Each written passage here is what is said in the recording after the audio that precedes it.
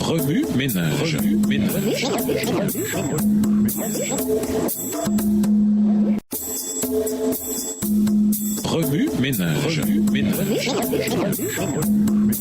Bienvenue dans votre émission. Remue ménage. Nous voilà à la leçon de lundi interprétée. Ce que ne pas se plaindre peut faire. Si la patience est essentielle, l'impatience, elle peut entraîner des conséquences incalculables. L'un des plus grands péchés des enfants d'Israël, en particulier lors de leur pérégrination dans le désert pendant 40 ans, a été de se plaindre. Souvent, leurs plaintes s'enracinaient dans l'impatience. Nombre 21, le verset 4. Ils se plaignaient du manque d'eau au lieu d'en demander à Dieu. Exode 15, versets 22 à 25. Ils idolâtraient les repas de leur vie d'esclavage passé, prétendant que Dieu voulait les faire mourir de faim alors qu'ils avaient de la nourriture en abondance, mais pas celle qu'ils convoitaient. Exode 16. Ils décidèrent alors que Moïse était absent plus longtemps qu'ils ne l'avaient prévu. Qu'un Voudor en tant que centre du culte serait une bonne idée. Exode chapitre 32. Si l'on se réfère à la définition de la patience donnée par le dictionnaire d'Oxford, soit la capacité d'accepter ou de tolérer des retards, des problèmes ou des souffrances sans s'irriter ou s'inquiéter, force est de constater que la nation d'Israël a été un terrible exemple du contraire de cette définition. L'histoire d'Israël qui nous est rapportée aide le lecteur moderne à comprendre pourquoi Jacques dénonce si intensément les murmures. Comme il a souligné à plusieurs reprises,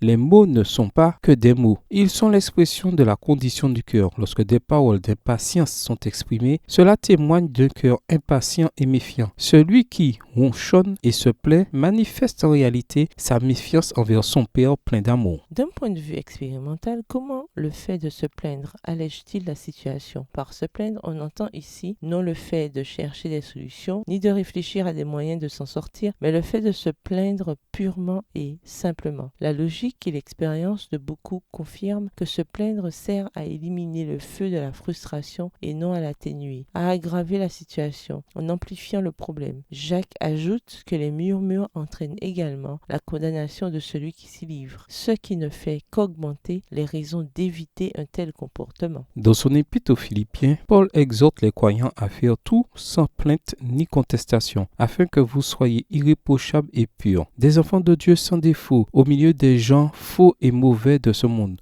Vous devez briller parmi eux comme les étoiles dans le ciel, en leur présentant le message de vie. Ainsi, je pourrai être fier de vous au jour de la venue du Christ, car mon travail et ma peine n'auront pas été inutiles. Philippiens 2, les versets 14 à 16. Lorsque les enfants de Dieu s'abstiennent de se plaindre et de se battre, on distingue une différence surnaturelle et frappante en eux. Leur lumière brille dans le monde et ils glorifient Dieu. Remue ménage, après avoir regardé votre texte écrit et annoté, quels éclairages particuliers vos notes semblent-elles indiquer dans l'ensemble? Quelles questions émergent après l'étude de la leçon d'aujourd'hui? Quelle partie trouvez-vous difficile? Quels autres principes et conclusions découvrez-vous? De quelle façon les murmures ont-ils un impact sur votre propre vision d'une situation? Au revoir. Et à demain si Dieu veut.